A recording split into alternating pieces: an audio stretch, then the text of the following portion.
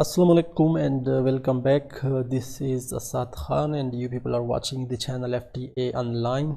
आज की इस ट्यूटोरियल में हम क्लास 10th मैथमेटिक्स चैप्टर 3 का लेक्चर 10 रिकॉर्ड कर रहे हैं और इस लेक्चर में हम एक्सरसाइज 3.4 का आगाज़ कर रहे हैं।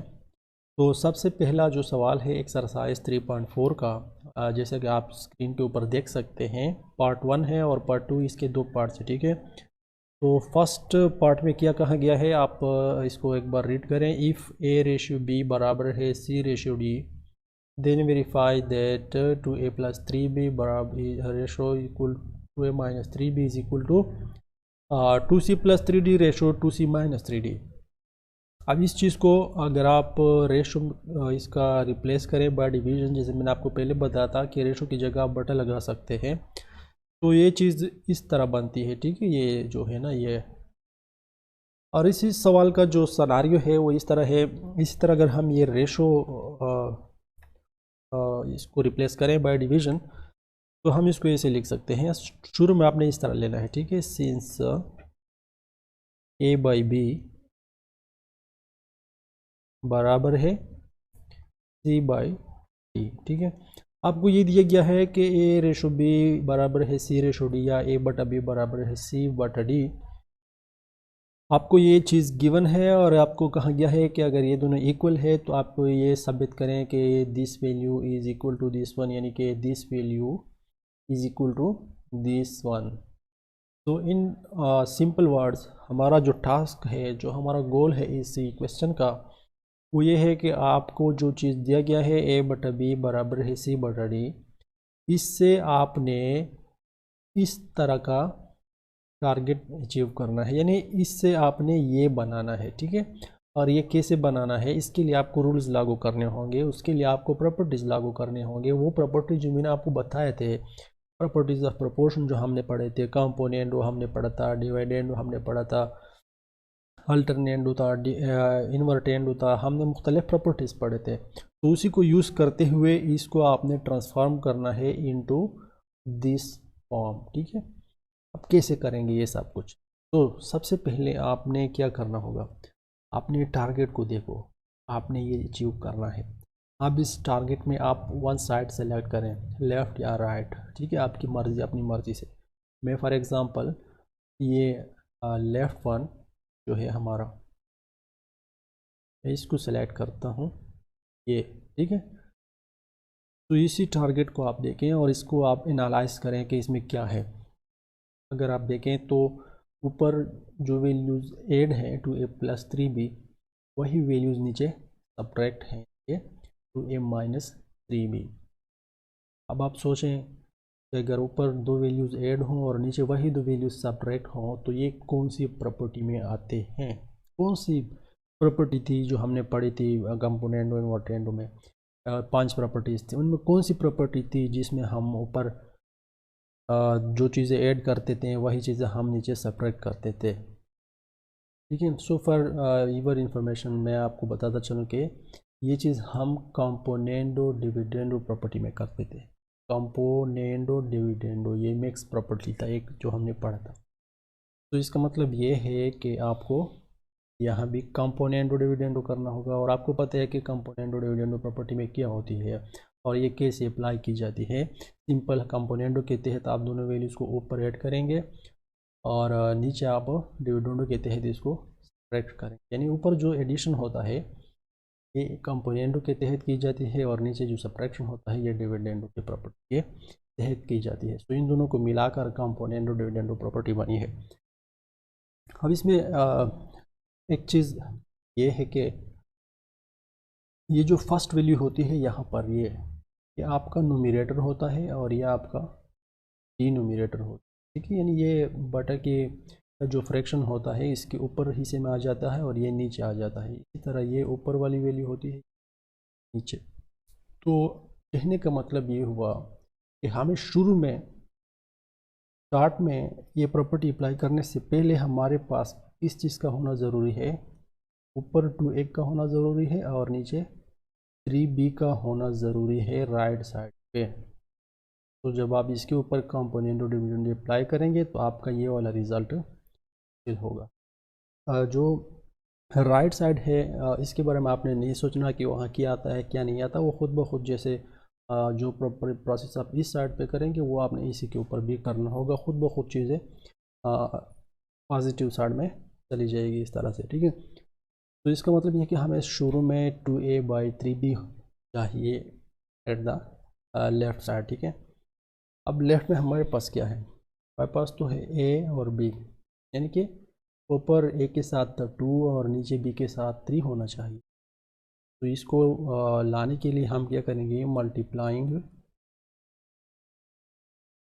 ऊपर 2 और नीचे 3, इसको हम 2/3 को हम मल्टीप्लाई करेंगे और दोनों साइड्स के ऊपर करेंगे। दोनों साइड्स पे क्यों करेंगे, क्योंकि ये इक्वलिटी है, एक साइड पे आप जो अमल करेंगे वही अमल आप दूसरे साइड पे भी करेंगे। तो इस तरह से a/b बराबर है c/d, ठीक है। अब इसमें आपने मल्टीप्लाई करना है 2/3 ऑन बोथ साइड, इस साइड के ऊपर भी 2/3 और इस साइड के भी 2/3। ये जब मल्टीप्लाई हो जाएंगे ये दोनों फ्रैक्शंस आपस में और ये दोनों फ्रैक्शंस आपस में, तो ये हो जाएगा 2a, क्योंकि दो फ्रैक्शंस जब मल्टीप्लाई होते हैं तो आम रूल ये है कि न्यूमरेटर के साथ मल्टीप्लाई होगा, ये ऊपर वाला ऊपर के साथ और नीचे वाला नीचे के साथ, ठीक है। और डिवाइड बाई नीचे आ जाएगा 3b। इसी तरह ये हो जाएगा 2c और नीचे हो जाएगा 3d, ठीक ना।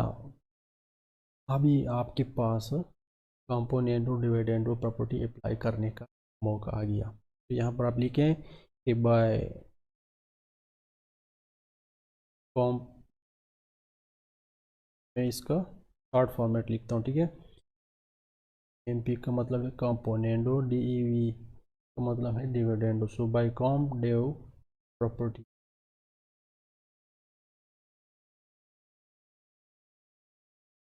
कंपोनेंडो डिविडेंडो प्रॉपर्टी के तहत अब इस चीज़ को हम ऐसे लिख सकते हैं। कंपोनेंडो डिविडेंडो प्रॉपर्टी क्या है, इसमें यह था कि आप ऊपर क्या करेंगे, न्यूमरेटर और डिनोमिनेटर को ऐड करेंगे एक फ्रैक्शन के लिए, और नीचे वही न्यूमरेटर और डिनोमिनेटर को आप सब्ट्रैक्ट करेंगे। तो वही करेंगे, ऊपर के लिए हम दोनों को ऐड करते हैं, ये न्यूमरेटर है ये डिनोमिनेटर है, ठीक है। तो 2a + 3b, 2a हमारा न्यूमरेटर होता है यानी ऊपर वाला जो हिस्सा होता है, इसके साथ आपने ऐड करना है नीचे वाला यानी डिनोमिनेटर जिसका 3b। ये कंपोनेंटों की हद तक आपने अप्लाई किया। नीचे अगर आप इन दोनों को सब्ट्रैक्ट कर लेंगे डिविडेंड हो जाएगा। सो कंपोनेंटो डिविडेंडो इस होल टर्म के लिए लागू हो जाएगा। तो 2a- is equal to, right side पे भी यही, इसके ऊपर भी आपने ये वाली प्रॉपर्टी लगानी है। तो कंपोनेंटों के तहत आप इन दोनों को ऊपर ऐड करें, 2c + 3d, और नीचे आप क्या करेंगे, इन दोनों को अगर आप सब्ट्रैक्ट करेंगे तो ये डिविडेंड। तो इस होल टर्म के लिए कंपोनेंटो डिविडेंडो का प्रॉपर्टी लागू हो गया, ठीक है। और इस तरह आप देखें ये जो चीज़ है बिल्कुल हमारी टारगेट के साथ मैच कर, जो हमने अचीव करना था वो अब हमारे यहाँ कंप्लीट हो चुका है। तो आप यहाँ पर लिख लीजिए कि हेंस प्रूव्ड, ठीक है। और इस तरह आपका आंसर कंप्लीट हो जाएगा। इसी क्वेश्चन के पार्ट 2 पे जाते हैं और उसमें भी कुछ इस तरह का सिचुएशन है। देखें सबसे पहले यहाँ भी ये चीज़ दिया गया है, if a/b = c/d then verify that. Task जो हमें गिवन है वो क्वेश्चन 1 से चेंज है, बाकी गिवन कंडीशन दोनों में सेम है, ठीक है। तो टास्क हमारा क्या है, ये हमारा टास्क है, ये देखें वेरीफाई दैट दिस, देखिए इसी रिज़ल्ट से जो यहाँ हमें दिया गया है a/b बराबर है c/d, अगर ये इक्वल है तो इसके बेस पर आपने ये चीज़ साबित करनी है कि यहाँ से यहाँ तक आपने इसको ट्रांसफॉर्म करना है। कैसे करना है तो आपको पता है, 5 प्रॉपर्टीज़ हम ऑलरेडी पढ़ चुके हैं, उसी को यूज़ करेंगे। तो इसी को हम अपनी फॉर्मेट में इस तरह लिखेंगे a + b A plus B बटा एम ए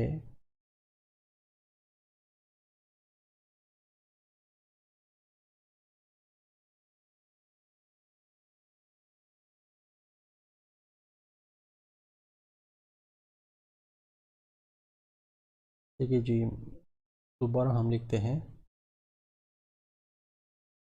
क्यू बी, इसी रेशो को हम ट्रांसफॉर्म करेंगे बटा में M A minus A equal to, इसी तरह ये P C plus Q D, P C Q D divide by M C minus M S D. तो ये आपका टारगेट है। ये हमने कुछ भी नहीं किया है, ये जो उसने हमें दिया है ये वाला टारगेट, ठीक है। इसी का अल्टरनेट फॉर्म सिर्फ हमने लिखा है, इसी रेशो को आप बटन में कन्वर्ट कर सकते हैं, यानी फ्रैक्शन में आपको लिख सकते हैं। अब सवाल की तरफ आते हैं। सिंस हमें गिवन क्या है, हमें गिवन एक चीज़ गिवन है, ए रेशो बी या ए बटा बी बराबर है ए बटा, और इस चीज़ से हमने ये चीज़ लेके आनी है using the different rules and properties of proportion. अब कैसे इसको हम देखें, सबसे पहले अगेन आप आ जाएं अपनी टारगेट के ऊपर आ जाएं और अपनी मर्ज़ी का एक साइड आप सेलेक्ट करें, लेफ़्ट या राइट। ठीक है, मैं लेफ़्ट को अगेन यहाँ साइड को सेलेक्ट करूँगा। अब इसी का आप थोड़ी एनालिसिस करें, इसमें क्या है। अगर आप देखें पहले क्वेश्चन की तरह यहाँ भी ऊपर एडिशन है और नीचे सब्ट्रैक्शन है, लेकिन वहाँ और इसमें फ़र्क क्या है, उस क्वेश्चन में और इस क्वेश्चन में फ़र्क ये है। अगर आप इसको देखें, यहाँ ऊपर जो वैल्यूज़ ऐड की गई थी वही नीचे सब्ट्रैक्ट भी की गई थी, लेकिन यहाँ ऊपर जो वैल्यूज़ ऐड की गई हैं वो नीचे नहीं है, नीचे कुछ और है। इसी तरह यहाँ जो ऊपर है वो नीचे नहीं है। तो इसका मतलब ये हुआ कि कंपोनेंट डिविडेंड प्रॉपर्टी का कोई अमल दखल नहीं है, ठीक है। अब इस सिचुएशन में हम क्या करेंगे, इन दिस सिचुएशन अब हम न्यूमरेटर को अलग देखेंगे और डिनोमिनेटर को अलग से देखेंगे। अब आप देखें ऊपर दो वैल्यूज़ ऐड की गई है, दो वैल्यूज़ क्या है ऐड की गई है, और मैंने आपको बताया था कि फर्स्ट वैल्यू क्या होती है, हमेशा ये न्यूमरेटर की वैल्यू होती है और ये जो सेकंड होती है ये डिनोमिनेटर की वैल्यू होती है, यानी नीचे वाली ये होती है और ऊपर वाला हमेशा ये लिखा जाता है और नीचे वाली लिखा जाता है, ये ऊपर और ये नीचे वाला हो जाता है। अब एक लम्हे के लिए आप इस चीज़ को इग्नोर करें कि नीचे क्या है, पहले आप न्यूमरेटर की बात करें। न्यूमरेटर में आप देखें दो वैल्यूज़ सिंपली ऐड की गई है, P A plus Q B, और addition of two values in the numerator indicates that there is componendo property। क्योंकि componendo property में हम कुछ ऐसा करते हैं जहां दो वैल्यूज़ हम न्यूमरेटर में तो ऐड करते हैं लेकिन डिनोमिनेटर में इसको हम नहीं छेड़ते। और मैंने अभी आपको बताया कि अभी फ़िलहाल आप ये भूल जाएं कि डिनोमिनेटर में क्या है, अब सिर्फ न्यूमरेटर के ऊपर फोकस करें, डिनोमिनेटर के लिए हम अलग से देखेंगे। तो न्यूमरेटर के अंदर हमारे पास दो वैल्यूज़ ऐड हैं और ये तो कंफर्म हो गया कि ये कंपोनेंट प्रॉपर्टी का इसमें इस्तेमाल होगा, ठीक है। यहाँ पर मैं आपको लिखता हूँ कि हमने कौन सी प्रॉपर्टी इस्तेमाल करनी है, कंपोनेंट, ठीक है। और ये फर्स्ट वैल्यू है और ये हमेशा डिनोमिनेटर की वैल्यू हो, तो इसका मतलब ये है कि ये कंपोनेंट हमें अप्लाई करेंगे किस चीज़ के ऊपर, न्यूमरेटर में पी ए होना चाहिए और डिनोमिनेटर में बी होना चाहिए। तो ये चीज़ जब तक आपके पास नहीं होगी कंपोनेंडो डिविडेंड कंपोनेंडो का इस्तेमाल आप तब तक नहीं कर सकते। अब आ जाए अपने गिवन क्वेश्चन की तरफ, ये आपके पास लेफ्ट में क्या है, आपको तो ये चाहिए ना, और आपके पास क्या है, ए बाई बी। अब ए बाई बी के साथ हमें मज़ीद क्या चाहिए, ए के साथ हमें चाहिए, ऊपर आप देखें पी, और बी के साथ हमें चाहिए क्यू। तो इसका मतलब ये है कि यहाँ पी आना चाहिए और इधर क्यू आना चाहिए, यानी पी बाई क्यू हमने मल्टीप्लाई करना हो। तो यहाँ पर आप स्टार्ट करें, ए मल्टीप्लाइंग पी बटा क्यू बोथ साइड। और ये भी आपको पता है कि हम बोथ साइड्स क्यों करते हैं, क्योंकि यहाँ इक्वलिटी की वजह से हम करते हैं, वरना हमें इस साइड के ऊपर ज़रूरत नहीं थी, लेकिन मजबूरी है, क्योंकि जहाँ इक्वलिटी है तो ज़रूरी है कि एक साइड पे आप जो भी प्रोसेस करेंगे वो दूसरे साइड पे भी करना पड़ेगा। तो इसलिए हम दोनों साइड्स के ऊपर पी बटा क्यू का मल्टीप्लिकेशन करेंगे। तो इसमें हम मल्टीप्लाई करते हैं पी बाई क्यू इस साइड पे भी, और पी बाई क्यू इस साइड के ऊपर भी। अब इसकी मल्टीप्लिकेशन आपको पता है, ऊपर वाले आपस में और नीचे वाले आपस में मल्टीप्लाई हो जाएंगे, तो इस तरह ये हो जाएगा P A by P equal to C P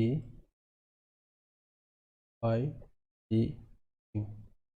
okay, अब आपके पास पी ए बाई क्यू भी आ चुका है ना, ये चीज़ आपके पास आ चुका है। अब आप कंपोनेंटों को लागू करें, तो यहाँ पर आप लिख लीजिए कि बाय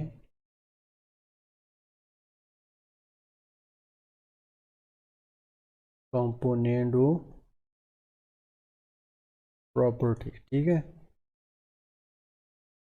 कंपोनेंटो प्रॉपर्टी आपको पता होगा अगर आपने हमारा इससे पहले वाले लेक्चर्स देखे हैं, कि कंपोनेंटो प्रॉपर्टी में हम क्या करते हैं, एक फ्रैक्शन जो होता है इसी के ऊपर लागू होती है ये हमेशा, और इसी फ्रैक्शन में हम क्या करते हैं, अकॉर्डिंग टू कंपोनेंटो प्रॉपर्टी हम न्यूमरेटर और डिनोमिनेटर को ऐड करते हैं ऊपर, और नीचे जो वैल्यू होती है उसको हम कुछ भी नहीं कहते।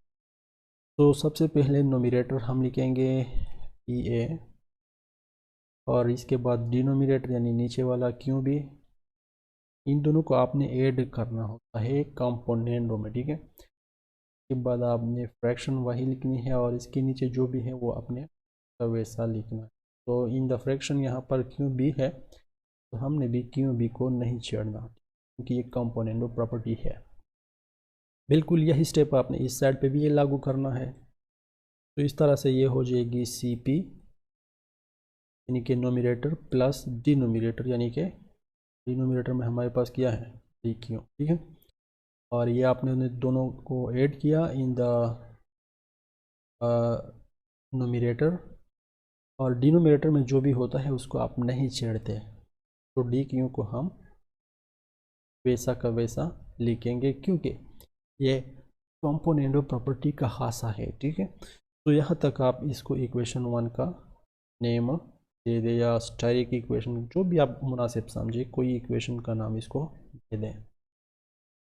ये तो हो गई नोमिनेटर की कहानी।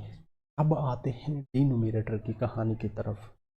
डिनोमिनेटर में आप देखें, इन द डिनोमिनेटर यहाँ पर आप देखें कि दो वैल्यूज़ हमने सब्ट्रैक्ट की। अब आप सोचें, एक लम्हे के लिए आप सोचें, ये कौन सी प्रॉपर्टी थी जिसके तहत हम नीचे, सिर्फ नीचे दो वैल्यूज़ का सब्ट्रैक्शन लिखते थे। ठीक है, तो ऐसी प्रॉपर्टी हमारे पास थी डिविडेंडो, क्योंकि डिविडेंडो प्रॉपर्टी की ये बात थी कि आपने डिनोमिनेटर यानी कि बिलो द फ्रैक्शन, ठीक है, न्यूमरेटर और डिनोमिनेटर को सेपरेट करना है, और जो ऊपर की वैल्यू होगी उसको आप नहीं चढ़ेंगे। ठीक है, अब इसके लिए हम अगेन इसी प्रोसेस को रिपीट करेंगे, जैसे हमने ये प्रोसेस किया, ये इसी तरह का प्रोसेस हम यहाँ भी रिपीट करते हैं फॉर डिनोमिनेटर। अब यहाँ हमारे पास क्या है, अगेन जो चीज़ हमें गिवन है सबसे पहले वो लिख लेते हैं, ए बाई बी बराबर है सी बाई डी। इसी चीज़ से हमने देखना है।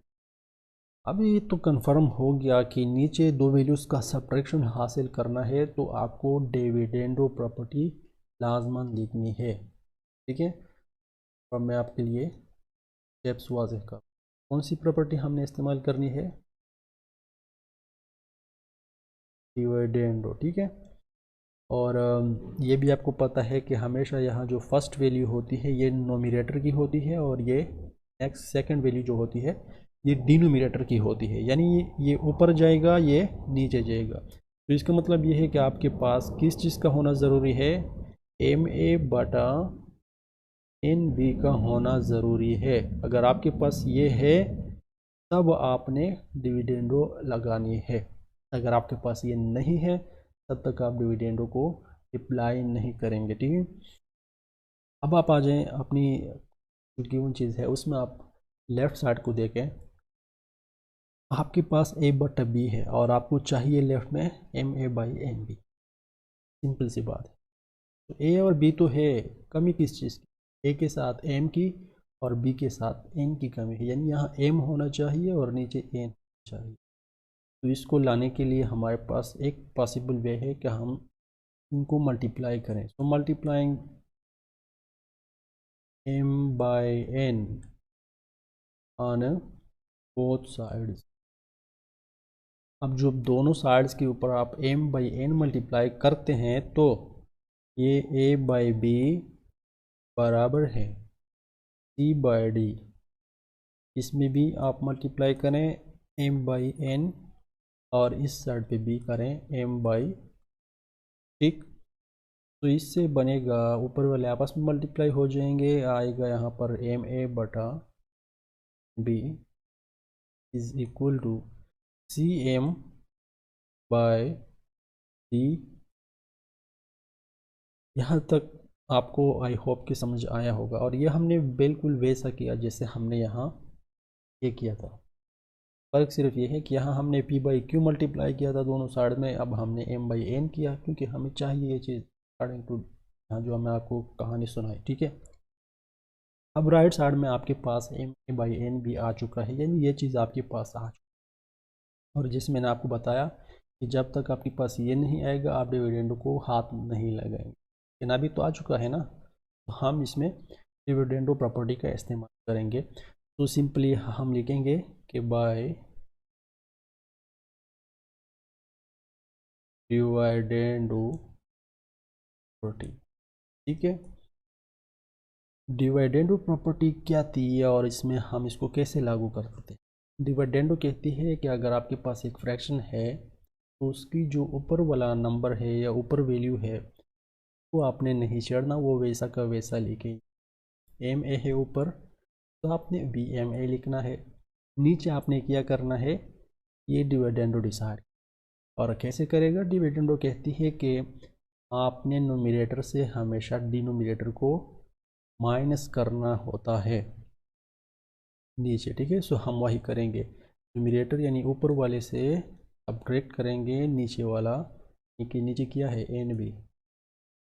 और बिल्कुल यही प्रॉपर्टी आपने इसी तरह लागू करनी है इस साइड पे भी, तो ऊपर वाला वैसा का वैसा होगा और नीचे हम करेंगे नोमिनेटर ऊपर वाला माइनस डिनोमिनेटर यानी कि नीचे वाला, और नीचे यहाँ डी एन है। ठीक, अब ये आपका हो जाएगा कोई इक्वेशन 2 आप इसको नाम दे दे या डबल स्टार दे दे, जो भी आप समझे ना हो। अभी आपने क्या करना है, आपने इन दोनों इक्वेशंस को मल्टीप्लाई करना है। तो multiplying asterisk and double asterisk equation, इन दो इक्वेशंस को हम आपस में मल्टीप्लाई करते हैं। तो before multiplying let me remove this return कर लेंगे थोड़ा, इसको हमारे लिए स्पेस। ठीक है, अभी आपको ऑलरेडी पता होगा कि इसको हमने लिखा था और कैसे लिखा। ठीक है, सो अभी इसकी ज़रूरत नहीं है। ओके, अब दोबारा से हम पेन लेंगे जी। और अब हम इस दोनों इक्वेशंस को मल्टीप्लाई करते हैं, ये एक ये वाला इक्वेशन है और एक, तो कैसे करेंगे मैं आपको बताता चलूँ कि जब भी आप दो इक्वेशंस आपस में मल्टीप्लाई करते हैं ना, तो इसको मल्टीप्लाई करने का जो तरीका है वो सिंपल है बहुत। यानी कि आपने लेफ़्ट हैंड साइड के साथ इसका लेफ़्ट हैंड साइड मल्टीप्लाई करना है और इसके राइट हैंड साइड के साथ उसका राइट हैंड साइड मल्टीप्लाई करना है। यानी लेफ़्ट के साथ आपने लेफ़्ट को मल्टीप्लाई करना है और राइट के साथ राइट को। बिल्कुल, तो बिल्कुल वैसा ऐसा का हम करेंगे। सबसे पहले स्टार वन का हम यानी कि स्टार का लेफ़्ट लिखते हैं P A plus Q B, P A plus Q B divide by Q B. इसके साथ हम मल्टीप्लाई करते हैं इस इक्वेशन का लेफ़्ट, और इस इक्वेशन का लेफ़्ट है a divide by a minus N b is equal to, अब इस इक्वेशन का राइट लेंगे c p plus d q divide by D q के साथ हम मल्टीप्लाइंगे इस इक्वेशन का राइट यानी कि C M divide by C M minus D N. अब इनको कैसे हम मल्टीप्लाई करेंगे, दोनों फ्रैक्शंस है तो ऊपर वाला आपस में नीचे वाले आपस में, लेकिन हम इसको ऐसा नहीं करेंगे। यहाँ जो हमारा टारगेट है के तहत हम, क्योंकि चूंकि ये मल्टीप्लिकेशन है तो अब मेरी मर्ज़ी है कि मैं ये इसके नीचे लिखूँ या इसको यहाँ रहने दूँ, या इसी तरह को इसके नीचे लिखूँ या इस तरह रहने दूँ, या मैं भी ये भी कर सकता हूँ कि P A plus Q B इसके ऊपर लिखूँ तो इसी जगह पे रहने दूँ, या एम ए बटा एम ए जो है ये क्यू बी के ऊपर लिखूँ। तो यहाँ आप कुछ भी चेंज कर सकते हैं, कहने का मतलब ये है। ऊपर दो वैल्यूज़ में आप एक्सचेंज कर सकते हैं और नीचे दो वैल्यूज़ में भी आप एक्सचेंज कर सकते हैं। तो अकॉर्डिंग टू माई टारगेट, अपने टारगेट के तहत मुझे ऊपर पी ए प्लस क्यू भी चाहिए और नीचे एम ए माइनस एन भी चाहिए, तो मुझे ये करना होगा कि इसके नीचे हम इसको लिखेंगे। तो ये हो जाएगा इस तरह, देखो P A plus Q B और इसके नीचे हम लिखेंगे M A minus N B,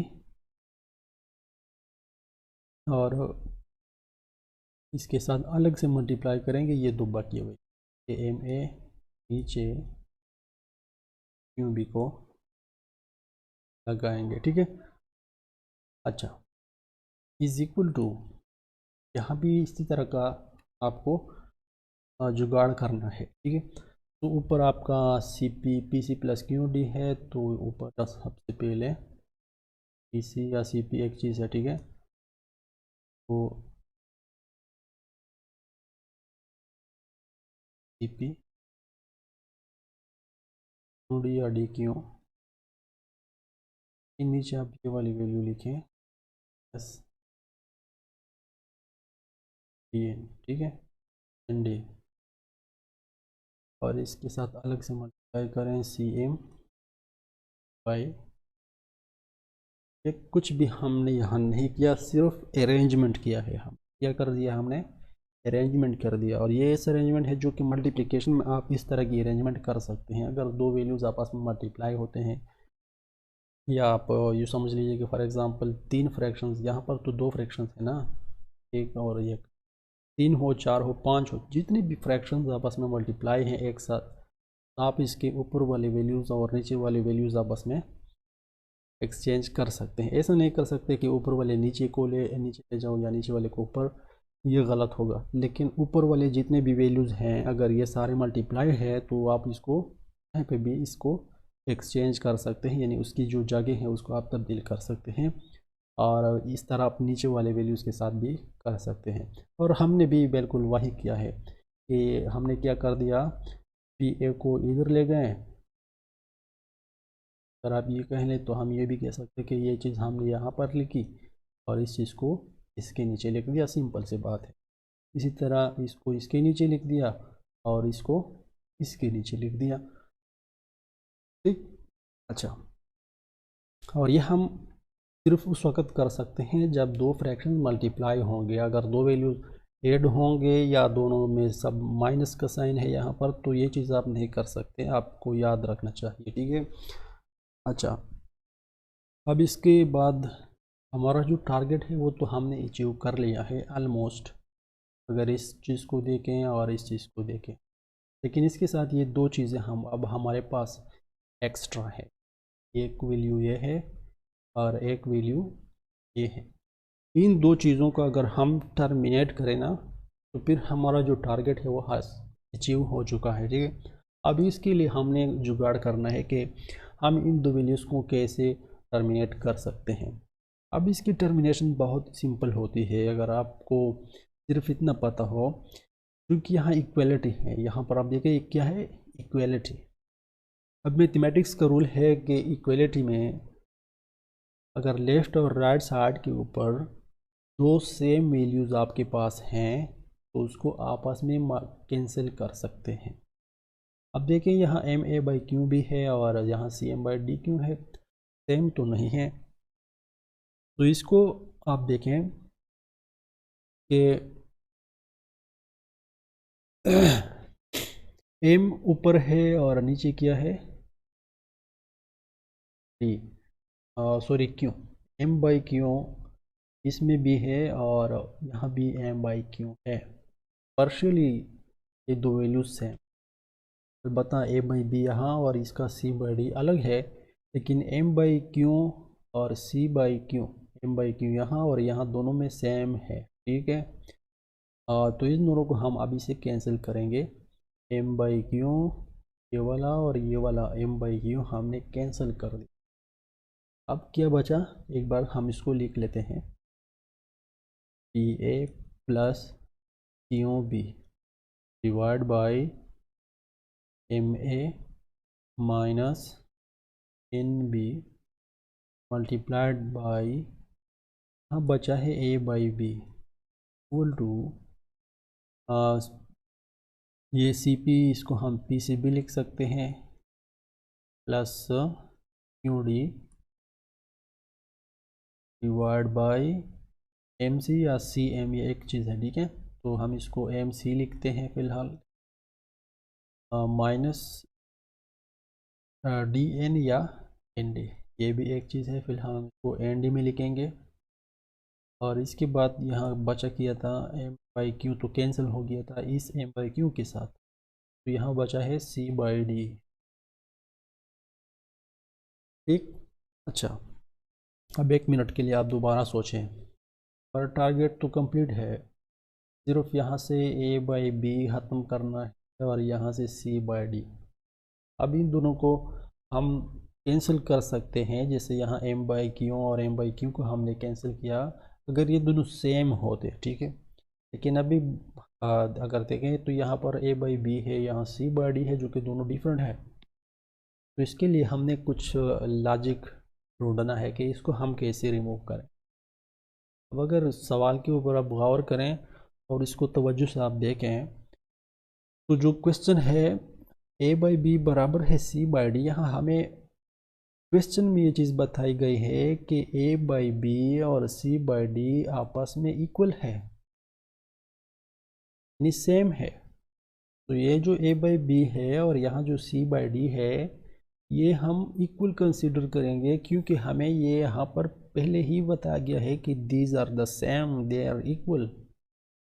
अब जब ये इक्वल है तो फिर आपके पास अथॉरिटी भी है कि आप इन दोनों को कैंसिल कर सकें, क्योंकि इक्वलिटी में आपको ये इख्तियार होता है कि अगर दोनों साइड पे सेम वैल्यूज़ हैं आप इसको आपस में कैंसिल कर सकते हैं। तो यहाँ ए बाई बी है, यहाँ सी बाई डी है, ज़ाहिर तो सेम नहीं लग रहा है ना, लेकिन क्वेश्चन में तो हमें कहा गया है कि they are equal, they are same, तो देयरफॉर हम इन दोनों को आपस में कैंसिल करेंगे, ए बाई बी और सी बाई डी का आपके कैंसिलेशन कर दिया। अब जो आपके पास बचा है, एक बार फिर इसको लिखें, P A plus Q B divide by M A minus N B बराबर है PC plus QD divide by MC minus ND, and this is the goal of this question. और इसी गोल को आपने अचीव कर लिया है, और इस तरह आपका ये क्वेश्चन इख्तिताम को पहुंच गया। तो इस क्वेश्चन में बहुत सी बातें, जाहिर है ये क्वेश्चन लेंथी था, आपका टाइम हमने के ऊपर काफ़ी यूज़ किया, लेकिन इससे आपको बहुत कुछ सीखने को मिल सकता है। लॉजिकली यह क्वेश्चन बहुत कॉम्प्लिकेटेड है, अगर आप इसको तवज्जो से देखेंगे तब आप इसको सीख सकेंगे। ये कोई ऐसी चीज़ नहीं है जिसको आप रटा कर दें, या आप इसको मतलब मसलन ये है कि आप कहेंगे कि इसको हम किसी जुगाड़ के ज़रिए इसको सीख सकते हैं, नहीं, बिल्कुल भी नहीं हो सकता। तो मैथमेटिक्स एक ऐसा सब्जेक्ट है जिसको आपने टाइम देना होगा, आपने इसके ऊपर प्रैक्टिस करनी होगी। अगर प्रैक्टिस आप नहीं करेंगे और आप वक्ती तौर पर ये समझ जाएंगे कि हमने तो बस सीख लिया या तो बहुत आसान है, तो ऐसा नहीं होता, ये दो का होता है। ठीक है, जैसे जैसे आपके पास अगर आप प्रैक्टिस नहीं करेंगे वो चीज़ें भी आप भूल जाएंगे जो अभी आपको ऐसा लग रहा है कि ये मैंने सीख लिया है। प्रैक्टिस ज़रूरी है भाई। आपने इसी वीडियो को देखा, आपने इस लेक्चर को देखा, स्टेप बाय स्टेप मैंने इस दोनों क्वेश्चंस को हल किया। आई होप कि आपने इसको अंडरस्टैंड किया होगा, और अगर आपने अंडरस्टैंड किया है तो एक बार ज़रूर आप इन ही सवालों को दोबारा अपनी तरफ से हल करने की कोशिश करें। जो कुछ मैंने आपको इस वीडियो में पढ़ाया, जो नॉलेज मैंने आपको दिया, उसी का इस्तेमाल करते हुए आप इसको दोबारा हल करने की कोशिश करें। जहाँ आपसे गलती है, जहाँ आपको कन्फ्यूजन है, आप दोबारा देख सकते हैं इस चीज़ को, ये आपके पास होगा और जब चाहें आप इसको देख सकते हैं। और इसके बाद भी अगर आपको वीडियो में कोई कन्फ्यूजन लग रहा है तो आप हमें कमेंट सेक्शन में पूछिए। कमेंट सेक्शन में आप हर किस्म की क्वेश्चन आप कर सकते हैं, और इंशाल्लाह हम आप लोगों को भरपूर फीडबैक देंगे, और जहाँ मुमकिन हो, जहाँ तक मुमकिन होगा आपके साथ हैं, आपको ये सिखाने की कोशिश करते रहेंगे। अब तक के लिए इतना ही काफ़ी है, लेक्चर ऑलरेडी बहुत लेंथी हो चुका है। नेक्स्ट लेक्चर की इंतज़ार कीजिए, इंशाल्लाह हम बाकी क्वेश्चंस को भी वन बाय वन आपके सामने इसी तरह हल करने की कोशिश करेंगे। तब तक के लिए आपसे इजाज़त चाहूँगा। हाफिज़।